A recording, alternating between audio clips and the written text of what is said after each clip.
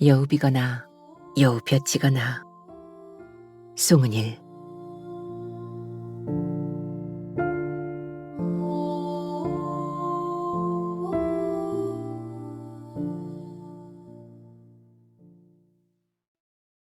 마흔이 되도록 시집도 안 가고 일에만 매달려 사는 딸년 주령이 먼지가 더덕더덕 엉겨붙은 차를 몰고 대문 앞에 당도한 게 그저께 점심참이었다. 지난 설에 오지 않았던 딸이 왔으므로 단짝 반가워야 할 것만 예고 없던 주령의 출연에 몽금댁은 가슴이 철렁했다. 주령을 보는 순간 경산댁 내 피루의 영혼 결혼식 치르기로 한 날이 모레라는 게 퍼뜩 생각났기 때문이었다. 주령은 회사를 옮기게 되었다고 했다. 새 회사에 출근하기 전에 좀 쉬러 내려왔다고. 그렇게 설명 들었어도 몽금댁은 눈에 띌 백태가 맘에 낀 것처럼 얼찐얼찐한 것이 영 편치 않았다. 요새 텔레비전 보면 노상 실직자 타령이더니 혹시 저것도 회사에서 아주 떨려난 것 아닌가. 그래놓고 어미 걱정할까 봐 딴 회사로 옮길 거라고 거짓말을 하고 있는 거 아닐까. 시집도 못 가고 떨려놨다면 그 노릇은 또 어쩌누. 40살이나 된 계집이 직장도 없다면 누가 돌보긴 할지. 몽금댁은 건넌방으로 들어가 주령을 마구 흔들어 깨우고 싶은 심사를 억누르며 부엌으로 들어선다. 회사 일이야 어쨌건 우선은 일찌감치 밥해 먹이고 쫓아보낼 심산이었다. 비까지 질금거리는 게 암만 해도 불길했다. 작년 내내 비가 고양이 눈물만큼씩 그것도 겨우 몇 차례 내렸다. 지난 겨울에도 눈발 한번 시원하게 날리지 않았다. 그러더니 마치 날 받은 것처럼 비가 뿌리고 있지 않은가. 경산댁네가 수두암 가서 일을 치른다니 동네 시끄러울 일이 없겠으나 때맞춰 비가 내리는 것조차 꺼림칙하다. 주령이 와 있지 않고 피로 일 치르는 날이 아니라면 합장하면서라도 반길 비인데 지금은 비가 딸년의 발목이라도 잡을 것처럼 느껴지는 것이다. 피루는 누구나 혀를 내두르게 만들던 개차반이었다. 맨정신일 땐 물 위에 기름같이 겉돌면서 도무지 입을 떼는 일 없는 놈이 술만 취하면 제정신을 잃고 온 동네를 시끄럽게 했다. 서울이고 광주고 부산이고 취직해 나갔다는 얘기를 들었다 싶으면 어느새 돌아와 애도 어른도 몰라보고 아무한테나 시비 걸며 행악을 부리던 놈이었다. 놈이 막걸리 마시듯 제초제를 들이켜고 눈자 위가 뒤집혀 버르적거리다가 병원으로 실려가기도 전에 절명한 게 15년 전. 주령이 대학을 졸업하고 직장 생활을 시작했던 해 늦봄이었다. 그때 놈의 나이가 28이었던가. 놈이 어떻게 살았건 장가를 들이지 못한 것이 경산댁한테는 아니었을 것이다. 그 마음을 어찌 모르겠는가. 알지만 몽금댁은 오늘만큼은 경산댁 내 식구들과 섞이고 싶지 않았다. 간밤 집 앞 골목을 지나 올라가는 차들의 기색을 보아하니 경산댁 자식들이 다 모인 것 같았다. 피루놈을 빼고도 6이나 되는 자식들이 모두 제 식구들을 달고 왔다면 골목 끝에 그 집은 지금 미어지고 있을 것이다. 재작년에 늙은 과부가 된 몽금댁한테는 결혼도 못한 채 일에 치여 살다 기어내려와 잠만 자대는 늙은 딸년이 곁에 있을 뿐이다. 몽금댁한테도 남부럽지 않을 아들 셋이 있기는 했다. 말이 남부럽지 않은 아들 셋이라지만 늙을수록 아들들은 남의 자식 같았다. 며느리들은 어렵고 손자들은 멀었다. 할미를 작년에 만난 거름더미 또 본 듯 슬슬 피해 다녔다. 그렇더라도 오늘 같은 날 자식들이며 손자들이 모두 모였다면 좀 좋으랴 싶긴 했다. 힘이 날 것 같았다. 하지만 따지고 보면 아무 날도 아니었다. 진작 진토되었을 남의 자식 영혼 결혼식 올리는 게 무슨 상관이라고 바쁜 내 자식들을 오라니 가라니 하겠는가. 주령이 아무것도 모르는 상태로 떠나게 하면 그뿐인 것이다. 수엽 씨, 필숙이네 무슨 일 있대요? 급작스레 들려온 장난스런 기척에 소스라친 몽금댁이 조기를 뒤집으려던 뒤집개를 떨어뜨린다. 제 방에서 늘어져라 자고 있을 줄 알았던 주령이 부엌 앞문으로 고개를 들이밀면서 모자를 벗었다. 안으로 들어와서는 겨울 잠바를 벗어 식탁 의자에 걸쳐놓는다. 영감 떠난 뒤 새벽이면 깜박 잠에 빠지는 버릇이 몽금댁한테 생겨있긴 했다. 새벽 두엇이면 잠이 깨어 집안을 귀신처럼 뒤지고 다니다가 정작 일어나야 할 여명참에 깜박 잠이 드는 것이다. 주령은 그새 산보를 다녀왔는지 볼이 발갛게 얼었다. 봄이 오곤 있어도 아침 저녁으론 아직 겨울인 2월 하순이었다. 차는 줄 알았더만 언제 나갔더냐? 몽금댁은 어쩌다 떨어뜨린 것처럼 뒤집개를 주워들며 심상한 듯 묻는다. 주령이 부엌으로 들어와 개수대 수도꼭지를 틀어 손을 씻더니 행주를 가져다 식탁을 닦는다. 등허리가 아파서 더 못 자겠기에 일어나 뒷산 언저리 한 바퀴 돌고 왔어요. 나비가 제법 똑똑하대. 나비야, 고모는 이쪽으로 갈 건데 하면 저만큼 막 달려가다가도 나한테 다시 달려오고 갈림길에서는 내가 어느 쪽으로 갈지 눈치 살폈다가 앞장서고 든든하고 좋았어요. 심심치도 않고. 나비는 영감이 돌아가고 난 뒤 맏며느리가 제 친정에서 얻어다 준 강아지였다. 처음 데려왔을 때 아기 베개만한 게 괜히같이 앙증맞아서 나비라 불렀더니 웬걸 1년 만에 송아지만하게 커버렸다. 몸집이 큰 종자라고 들었던 것 같기는 한데 잊어버리고 있다가 날마다 쑥쑥 크는 걸 보면 놀랍기도 하고 신기하기도 했다. 지난해부터는 다 컸는지 몸피가 커지는 대신 야물어지는 것 같은데 다행히 성질은 순했다. 두어 번 얼굴 볼까 말까 했던 주령이 제 식구인 줄 알아 짖지도 않고 꼬리를 살랑살랑 흔들어댔다. 필숙이네 집 앞에 차들이 질비하던데. 엄마, 오늘 그 집에 무슨 일 있어요? 필숙이도 왔을라나? 못 들은 척 했더니 저도 처음 묻는 양 기어이 또 물어온다. 뒷산에 오르는 길에 필숙이네를 지나쳤을 것이고 뒷산에 올라서도 명절 때보다 더 북적이는 그 집을 내려다 보았을 테니 주령의 질문을 피해갈 도리가 없다. 모르겠다. 지그 아버님 생신이 이 무렵이었던 것 같기도 하고. 그 집은 냅두고 밥이나 먹자. 오늘은 올라가 봐야지야. 에이, 수엽씨. 딸님 휴가라고 했잖아요. 모처럼 아무것도 안 하고 놀고 먹으려 왔더니 엄만 내가 집에서 빈둥거리는 게 싫어요. 휴가 받아와서 이렇게 한가한 꼴은 여태 못 보았다. 모르긴 몰라도 주령이 몸담은 계통이 아무 때나 일주일씩 마음 편한 휴가를 가질 만큼 여유작작한 동네가 아닌 정도는 짐작한다. 짐작은 하지만 어미가 속아주기를 바라니 속아주는 것뿐이다. 그리고 다니던 회사를 관두고 다른 회사로 옮길 마련이 있다는 말이 참말이겠거니 하는 믿음도 있었다. 대학 졸업하고 지금까지 3번인가 회사를 옮겼고 옮길 때마다 대접이 더 나아지는 것 같지 않던가. 혼자 늙는 딸년 넘보기 우세스러워 그런다. 어쩔래?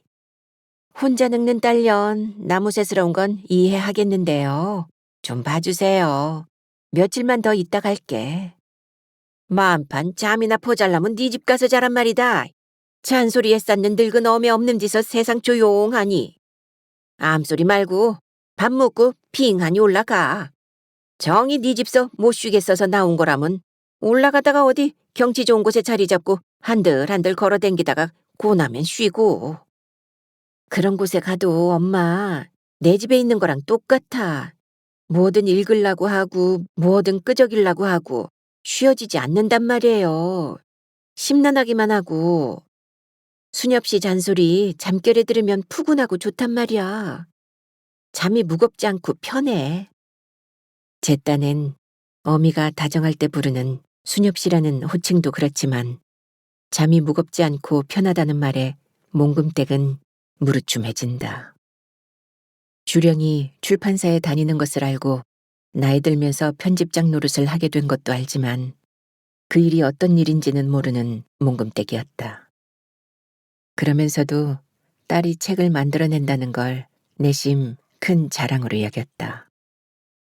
경로당 늙은 여편네들 앞에서야 그놈의 책 때문에 시집도 못 간다고 책을 흉보고 딸년 흉도 보지만 그거야말로 자랑이었다.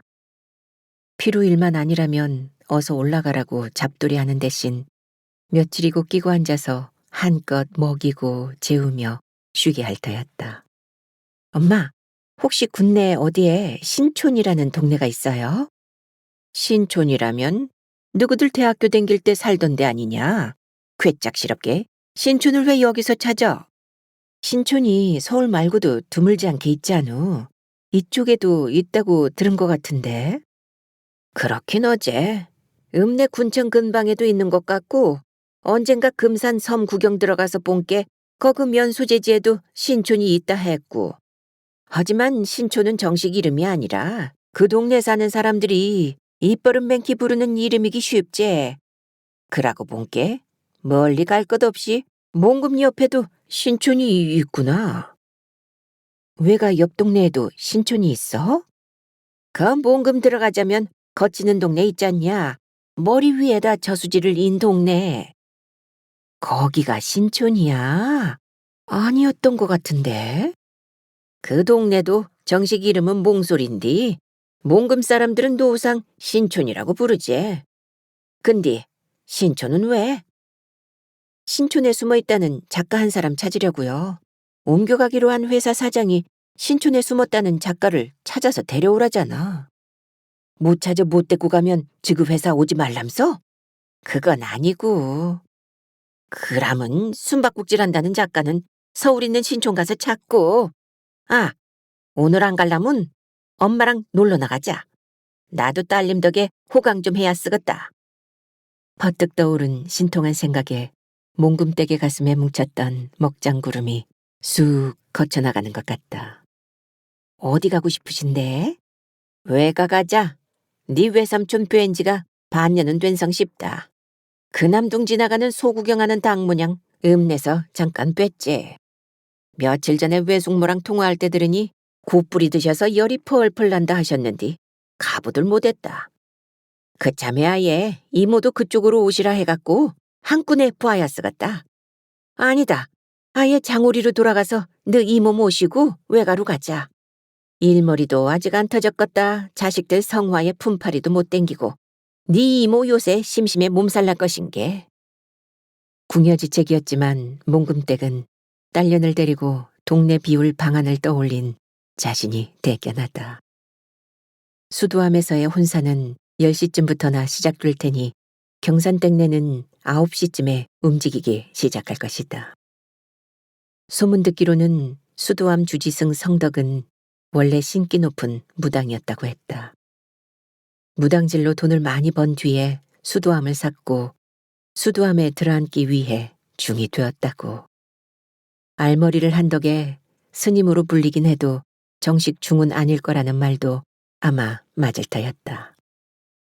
어쨌든 그 전에 거의 버려져 있다시피 하던 수도함은 20여 년 전에 성덕이 들면서 윤기가 나기 시작했다. 차들이 마음대로 드나들 수 있게 길이 닦였고 허물어져 있던 지붕이며 사가 있던 기둥들이 말끔해졌다. 근동의 여편네들은 자식들 신년 운세를 보고 등을 달아주기 위해 수도함으로 몰려갔다. 지금 수도함에는 여승 3명에 밥해주는 공양주 보살까지 있는 모양이었다. 그들이 근동 여편네들의 쌈지를 갈퀴로 긁어가고 있다고도 했다. 그래요, 그럼. 나는 외삼촌 뵌 지가 5년은 된 것 같네. 이모는 재작년 칠순대교였나? 재작년이 아니라 재재작년이었다네, 이 딸리마. 워낙 잘 맞힌다는 소리를 듣고 몽금댁도 수도함을 찾아간 적이 있었다. 시주단지에 돈을 넣은 뒤 고명딸 주령이 언제 결혼을 할 것인지 물었다. 주령이 갓 30 됐을 때였는데 33살 무렵에 결혼하겠다고 했다. 34살에 찾아가 또 물었더니 고개를 갸웃하면서 40살이 되어야 저보다 나이 어린 서방을 맞게 되리라고 했다. 주령이 지금 40살이었다. 그동안 연애는 간간히 하는 것 같았다. 서울 신촌에서 집 앞까지 주령을 데려다 주러 온 놈을 먼 빛으로나마 구경한 적도 있었다. 서울 한번 가면 새 아들네 집을 골고루 들러보고 작은 집에도 가지만 하룻밤이라도 더 머무는 곳은 혼자서라 만만한 주령의 집이었다. 해가 한없이 길던 초여름 날이었다. 제 오라비들이 전부 결혼한 뒤 주령이 혼자 얻어 살던 집에서 부지런히 저녁 준비를 하며 하마 딸년이 퇴근해 오는가 싶어 자꾸만 창을 내다보는데 빌라 앞에 차가 멈춰섰다. 그 차에서 주령이 내렸는데 껑충한 사내놈이 따라 내리는 게 아닌가. 어미 왔다고 선을 구해주러 데려온 놈인가 싶어 가슴이 마구 뛰었다. 주령이 32살 때였다. 33살에 결혼한다고 수도함 중이 말했지 않은가.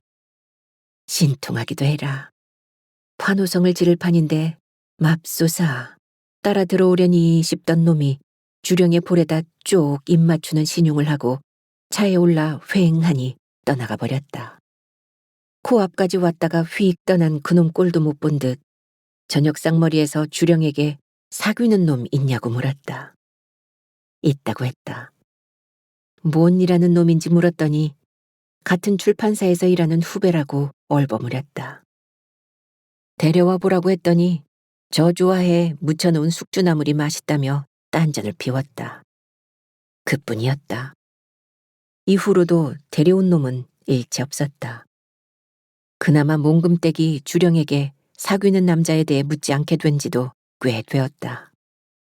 물을 때마다 사귀고 있다는 남자가 앞서 물을 때 사귀던 남자와 다른 것 같아서였다. 그건 짐작만으로도 무서웠다. 하여튼 성덕스님의 말이 맞는지 안 맞는지 오래 똑똑히 지켜볼 참이었다. 무당이건 중이건 그네 말이 맞아떨어지면 사람이 진짜일 것이고 어긋나면 가짜일 터. 몽금댁은 시계를 힐끗 보고는 밥솥을 연다. 8시였다. 얼른 밥 먹고 설거지도 놔두고 달아나면 된다. 몽금댁은 그릇이 미어지게 밥을 담아 딸년 앞에 놓아주고는 접시에다 구운 조기 3마리를 모두 올려 식탁에 놓는다. 주령이 제 앞에 놓인 밥그릇을 아연하게 바라보다 몽금댁을 쳐다보는데 어이가 없다는 눈길이다.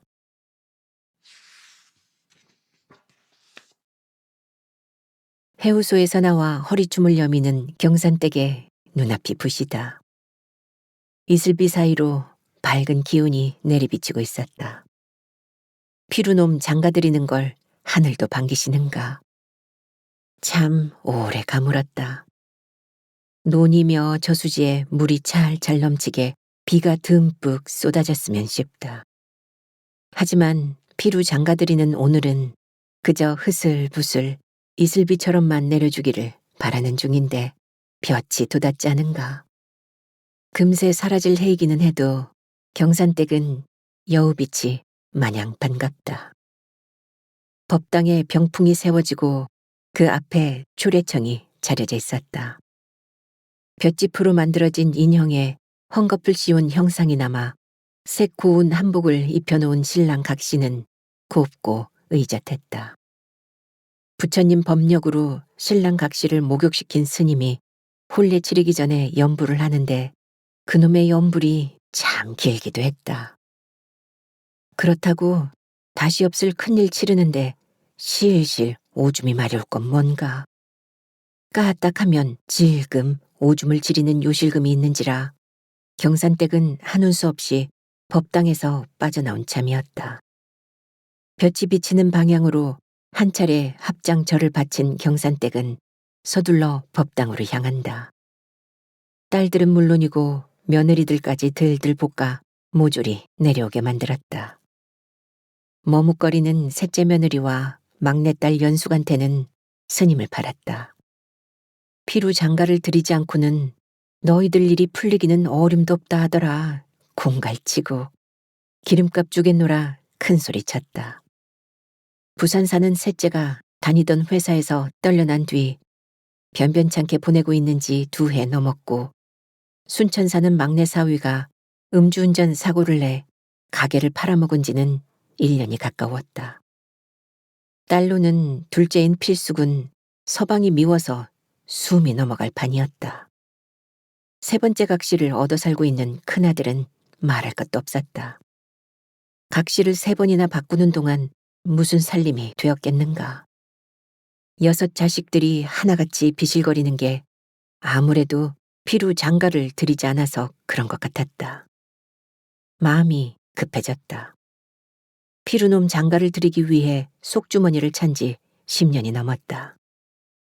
손끝이 닳아 농사 지으면서도 봄에는 틈틈이 밭대기 장사치들의 마늘을 뽑으러 다니며 품값을 벌었고 겨울에는 미역 공장에 다니며 미역을 다듬었다. 손자들 세뱃돈조차 1,000원짜리로만 세워주며 지내왔다. 품리를 다니는 틈틈이 처녀 영가를 찾았다. 돈이 모이니 처녀 영가가 찾아졌다. 석촌 처녀였다. 살았다면 42살로 피루보다 1살 아래였다. 중학교 졸업하고 서울에 있는 공장을 다니다 병이 들어서 집에 내려와 죽은 게 처녀 나이 25살 때라고 하니 피루놈이 죽은 시기와 얼추 비슷했다. 그것도 마음에 들었다. 민며느리 들이듯 처녀 영가를 돈으로 사서 데려오는 셈이나 그건 사돈네가 돈을 탐해서가 아니라 그쪽 사정이 워낙 여의치 못해서였다. 그래도 며느리 될 처녀의 부모와 숙모며 고모, 동생간들이 여럿이 와서 깊은 산속 자그마한 남자가 사람으로 북적거리는 게 잔치집 같아 흐뭇했다. 금세 초례를 치르게 될 거라 여겼던 법당 안이 착 가라앉은 채 한편으로는 수렁거린다. 병풍 앞에 초례상, 초례상 양쪽에 신랑 각시, 초례상 측면에 주석하고 불상을 향해 연부를 외는 성덕 스님. 그 뒤쪽에 하객들이 줄 맞춰 앉아 있었는데 스님이 하객들 쪽으로 돌아 앉아 있고 그 옆에 신부의 모친과 숙모라던 이가 붙어 앉아 소곤대고 있지 않은가. 공숙과 필숙과 연숙이 사돈네들 앞에 쑥 범벅같이 쪼그리고 있다가 경산댁을 맞았다. 무엇이냐? 왜 이런다냐? 경산댁이 낮은 목소리로 딸들에게 묻자 큰딸 공숙이 낯을 잔뜩 찌푸리며 속삭였다. 암만 해도 엄마, 돈을 더 내놔야 할란가 봐요. 뭐 땜시? 각시 영가가 스님한테 서방 될 놈 맘이 저한테 없다면서 결혼 못하겠다고 한다잖아. 그래서 사돈들이 시방 어쩌면 좋겠냐고 저러고 있고. 무엇이야? 얼음바가지 깨지는 듯한 경산댁의 외침에 법당 안에 흘러다니던 자잘한 소음이 뚝 그친다. 그러거나 말거나 눈에 뵈는 게 없어진 경산댁은 스님과 안사돈에게로 나아가 털썩 주저앉는다. 무슨 말씀이요? 처녀가 시집을 못 오겠다는 말이? 그러잖아도 신랑 어머님하고 의논을 해야겠다 싶어서 기다렸습니다. 양쪽 어머님들 마음들 가라앉히시고 차분히 의논을 하십시다. 저야 신랑 각시 혼인 치르고 천두제 올리는 비용으로 만만찮은 시주를 받았고 그래서 반드시 일을 성사시켜야 할 책임을 졌으니 시간이 얼마나 더 걸리든 좋은 쪽으로 나가고 싶습니다. 시주를 더 하시라는 뜻이 아니니까 그 점은 염려들 마시고 왜 신부가 제 귓가에 와서 결혼을 못하겠다고 하는지 그 내력을 살펴서 신부 마음을 달래주고 결혼하게 하십시다. 돈을 더 내놓으라는 뜻은 아니라 하니 경산댁 맘이 우선 풀린다. 돈도 문제지만 어떤 일인데 돈 가지고 장난을 치는가 싶어 버럭 화가 돋았던 것이다. 각 씨가 시집을 못 오겠다면서 스님 귀에 속삭댔고 그 탓이 우리 피루한테 있다면 우리 피루는 스님 귀에다 대고 아무 말도 안 어요. 그놈도 넘 못자는 목청을 갖고 있던 놈인디요. 뒤에서 키들키들 웃는 소리가 났다. 필수기년 웃음소리가 제일로 크다. 저하고 터울이 그중 가까워서 피루놈 때문에 마음고생을 제일 많이 했던 년이었다. 그만큼 제 오라비에 대해 아는 게 많아서 정도 깊었을 터였다. 물론 경산댁의 짐작이었다. 신랑은 묵묵 말이 없네요. 하고 싶은 말이 많은데 참는 것 같아요. 오메 뭔 일로 하고 자운말을 다 참고 그놈이 구천 떠돔시롱 무쇠가 꽉 들었는갑소이? 내가 시방 뭔 소리를 짓거린다냐. 뱉어놓고 경산댁이 후회하는데 또 사방에서 웃는 소리가 난다. 아따 시방 웃으라고 하는 말인 중 아는가들? 좀 쉬었다 하는 셈 치고 다들 나가시서 입다심 하심시롱 비구경이나 하셌으면 좋겠어야. 안사둔들 하고 우리만 여기 남고들. 그렇다고 누구라도 산을 내려들 가시면 안 될 것이고. 반협박인 경산댁의 서슬에 자리를 비워야 할 사람들과 법당 안에 남아야 할 사람들이 쉽사리 갈라져서 움직인다. 나갈 사람들 모두 나가고 나니 법당 안에서 스님과 사돈네 여인들 넷과 경산댁 내 여인들 6이 남았다. 둘째 며느리와 셋 딸과 경산댁이었다. 경산댁은 초례상을 마주한 채 양쪽으로 놓여있는 신랑각시 인형을 건너다 보며 눈도 꿈쩍 않는 저것들이 무언 소리를 한다고 이 수선일까 생각하다 스님에게 고개를 돌린다. 남을 사람만 남았은 게 스님 다시 말씀해 보시오. 우리 피루는 여전히 암소리가 없어? 예, 신랑은 말이 없는데 각시가 말합니다. 신랑이 신랑 내서 가지고 온 짐꾸러미를 자꾸 쳐다본다고요. 마음이 그쪽에 쏠려서 자기를 본 척만 척한다고 합니다. 신랑 때 결혼식 끝난 뒤 태워주려고 가지고 온 물건 꾸러미를 어디다 두셨어요? 좀 가져와 보세요. 경산댁은 딸내들을 쳐다보았다. 15년 전에 죽어 없어진 놈 물건이 변변히 남았으랴. 놈 떠난 뒤 셋이 기술자인 큰아들과 둘째 아들이 늙고 작은 집을 수차례 뜯어 고치며 늘렸고 고칠 때마다 묵은 물건들이 사라졌다. 태워줄 고인의 물건을 챙겨오라기에 간밤에 딸내들한테 찾아보라 했다. 그런 게 남았겠냐고 난감해하던 딸들 대신 헛간 구석에서 피루 물건이 든 괴짝을 찾아낸 사람은 영감이었다. 놈이 기갈든 듯 술을 마셔대다가 급기야 제초제를 퍼마시고 가버린 뒤 제놈이 쓰던 골방에 안증뱅이 책상에 있던 것들을 죄에 쓸어 담아 헛간에 박아놓은 사람이 영감이었던 것이다. 큰아들 차에 실려왔던 괴짝이 들어와 열렸다. 그 안에 들었던 물건들이 드러났다. 금세라도 바스러질 것 같은 만화책 몇 권과 잡지와 색바랜 모자와 수건과 양말짝과 말라붙은 잉크병과 볼펜 나부랭이 등 28패를 살다 간 놈의 일생이 너무나 초라하고 허접해 경산댁은 몸이 오그라드는 것 같다. 짐짝을 뒤적거리던 필숙이 괴짝 밑바닥에서 회색빛으로 발한 사무용 봉투를 찾아냈다. 해져서 바스라질 것처럼 보이는 봉투 속에서 두꺼운 비닐 껍질을 매단 공책이 나왔다. 겉장에 1985라는 숫자가 적혀 있을 뿐 공책 임자의 이름은 적혀 있지 않았다. 어쨌거나 읍내 고등학교를 다니다 만 놈이 남긴 물건으로는 아닌 밤중에 홍두깨였다. 뭐하냐 얼렁 안 들다 보고. 경산댁의 최근에도 필숙은 머뭇거리는 기색이 완연하다. 뭔지 알아챈 기색인데 눈이 많아 망설이는 눈치 같기도 하다. 막둥이 연숙이 제 언니 손에서 휙 공책을 채갔다. 겉장을 넘기더니 속 표지에 쓰인 글씨를 또박또박 읽는다. 거기서 누가 우느냐, 내가 바로 울려는데 금강석처럼 빛나는 이때를 거기서 누가 우느냐, 젊은 빠르끄 폴 발레리. 읽기를 마친 연숙이 입을 다물었다. 잠깐 정막이 흘렀다. 멀뚱히 있던 경산댁이 옆에 앉은 필숙에게 물었다. 시방 막둥이가 뭐라고 나불댔냐? 그새 눈자위가 밝게진 필숙이 경산댁의 물음에 놀란 듯 한 뼘 물러앉았다. 늙고 덜 늙고 젊은 11명이나 되는 여인들 중 연숙이 읊은 구절을 대본에 알아먹은 사람은 없었다. 이게 무슨 고양이 풀 뜯어먹는 소린가 싶어 멀뚱해진 얼굴들이 연숙이가 다음 장을 넘겨서 읽어보기를 기다렸다.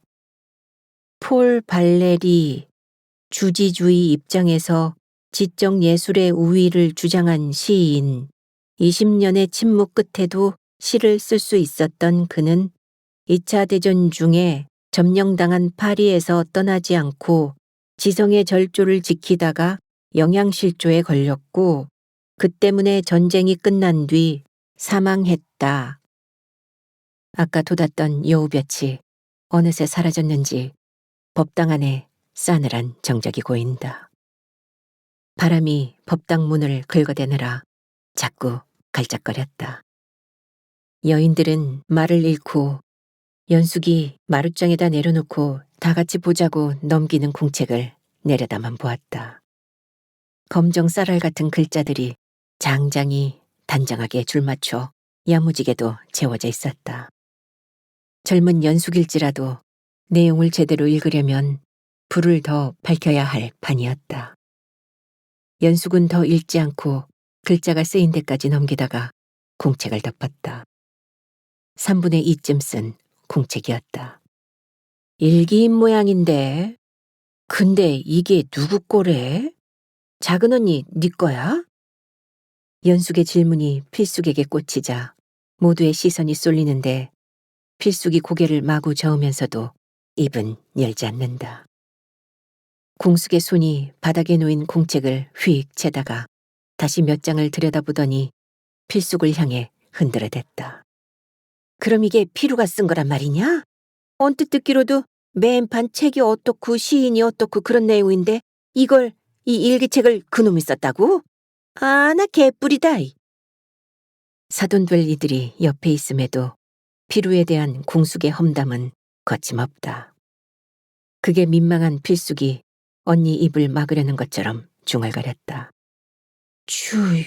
주령이 일기장이었을 거야. 옛날에 주령이 고등학교 다닐 때쯤에 오빠가 훔쳤을. 주령이 방학 집에 내려왔을 때 잘 오지도 않았는데. 아이고, 어째서 쓸꼬이. 필숙의 중얼거림이 채 끝나기 전에 경산댁한테서 나온 단식이었다. 단식은 곧장 곡성으로 이어진다. 가난이 한이 돼갖고 배우들 못해서 한이 쌓여갖고 아이고 내 탓이다. 이 엄의 탓이야. 월사금을 제때 주들 못한 게 선생들한테 얻어 터지다 학교도 그만두불고 맘을 못 잡고 댕기등만. 아이고 시상에나 이를 어째서 쓸거나. 아이고 내 새끼 불쌍해서 어째서 쓸거나. 곡을 하면서도 경산댁은 이 사태를 어떻게 모면할 것인지를 셈했다. 그 옛날에 피루가 주령을 사모해서 공책을 훔쳤다는 걸 대번에 알았기 때문이었다. 그렇다고 그걸 꼬투리 잡혀서 다 차린 밥상에 재를 뿌릴 수는 없는 일 아닌가. 공납금 제 날짜에 대지 못하고 아들을 천덕꾸러기로 만들었던 자신을 탓하는 게 상수였다. 아따며 엄마, 공책이 누구 건지 확실치도 않은데 왜 이래 쌌소? 이것이 뭔 울일이라고요? 공숙도 실상을 흐리면서 모친을 거들고 나섰다. 경산댁은 곡소리를 더 높였다. 아이고, 학교에 얼마나 포한이 맺혔으면 너네 집 애기 공책을 다 들다보고 싶었을 거나. 아이고. 겉으론 가난을 한탄하면서 속으로는 스님을 원망하고 의심도 했다. 원력이 높다더니 순 뻥 아닌가. 귀신이 와서 뭐라고 속삭였으면 이 판에 맞게 달래서 판을 이어갈 것이지 그걸 기어이 내놓아서 일을 꼬아놓았다. 돈을 더 들이밀면 처녀 영가가 맘을 풀고 피루를 서방으로 맡겠다 한다는 쪽으로 일을 풀어갈 심산인지도 몰랐다. 실상 피루 장가를 들이기 위해 준비한 돈은 1,500이었다. 내일 신랑 각시 천도제까지 합쳐서 800을 수도함에 들여놓았다. 모든 준비를 절에서 다 한다고 했지만 사돈네에다 혼사 준비하라는 명목으로 200을 건넸고 이쪽에서도 소소하게 200가량이 더 들었다. 300 정도가 남았다. 딱 갈라 막내 며느리와 막둥이 갈 때 찔러줄 셈이었다. 무당 중이 그 돈 냄새를 맡은 게 틀림없었다. 얼른 그걸 더 주겠다고 하는 게 이리 쉽게 풀릴지도 몰랐다. 돈이 남았다고 은근히 좋아했던 욕심이 사달을 일으켰다면 포기하는 수밖에 없다. 그런데 암만 해도 일판이 수월치 못하게 흘러가는 것 같다. 안 싸둔 될 여편네도 곡을 시작하지 않는가. 아이고, 이것이 뭔 일이다냐. 아이고, 내 딸년 미래야. 살아서 내내 천대만 받등만 죽어서도 천대를 못 면하는구나. 서러워서 어짠다냐. 이 서름을 어디다 대고 하소연을 한다냐. 이보시오 사둔 나는 못하요. 한이 돼서 이대로는 못허요. 영가 시집 보냄 시롱 씨앗골을 봐야 한단 말이오. 나는 못하네라. 아이고 이보시게 김서방. 자네를 사위로 맞을 꿈에 부풀었등만 여적도 옛날에 사모한 처녀를 못 잊고 우리 미래를 괄시하는가. 나는 못 보네. 그 꼴은 못 보겠네. 그 처녀를 잊어불고 맘 풀기 전에는 우리 미래를 자네한테 못 보내네. 오메 미래야 내 딸려나. 네가 인자서 엄마를 찾아왔구나. 그래 들린다. 네 소리 들린다. 우냐 우냐. 그 처녀를 데리고 오라니. 아이고 이 철없는 년아. 이 미친 년아.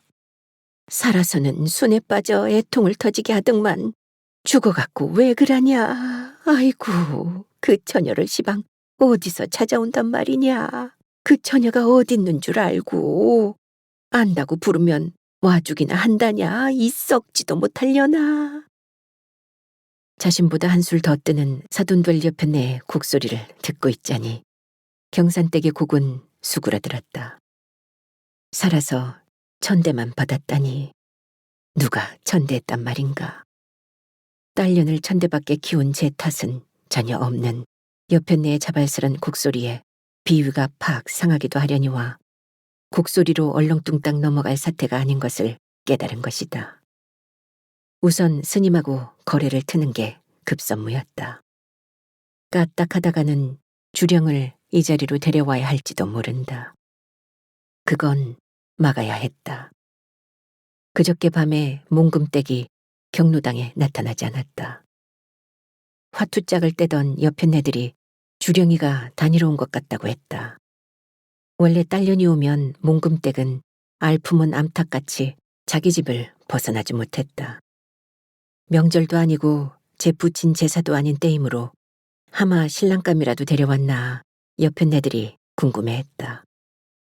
어젯밤에도 몽금댁은 경로당에 나타나지 않았고 여편네들은 딸년한테 무슨 일이 있는가 고개들을 갸우뚱했다. 큰일 앞둔 날이라 인사차 들렀던 경산댁도 그런가 보다 했을 뿐이었다. 그런데 이 판세가 어떻게 그 주령에게 이어진단 말인가. 못된 송아지 엉덩이에 뿔 난다고 피루는 한밤중에 주령이 방을 넘보다가 난리를 낸 적이 있었다. 방에 들어가 보기라도 하고 걸렸으면 또 모른다. 방문이 안에서 잠겼던가 문고리를 딸그락거리며 얼찡거리다가 주령인에서 고용 살던 박 씨한테 덜미를 여지없이 잡혀버렸던 것이다. 8월 초 태풍이 오살나게 치던 밤이었다.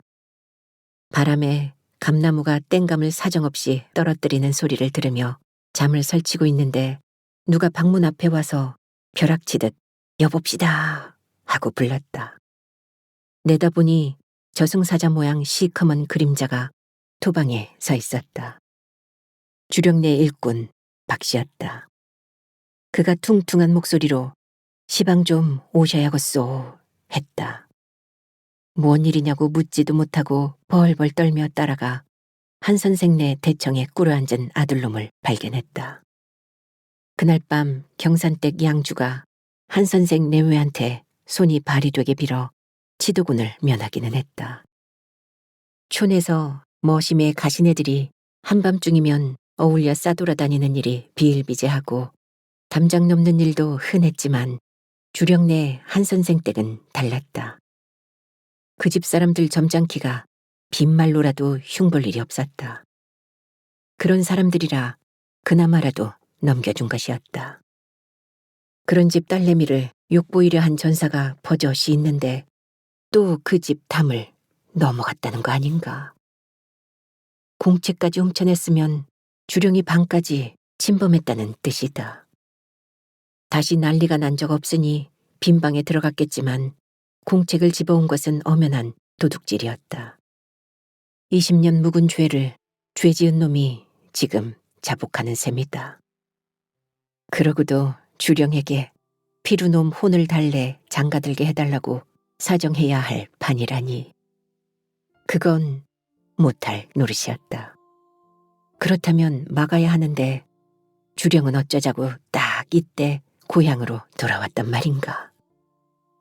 혹시 피루놈 혼이 주령을 불러들인 거라면 그 노릇은 또 어째야 하는가.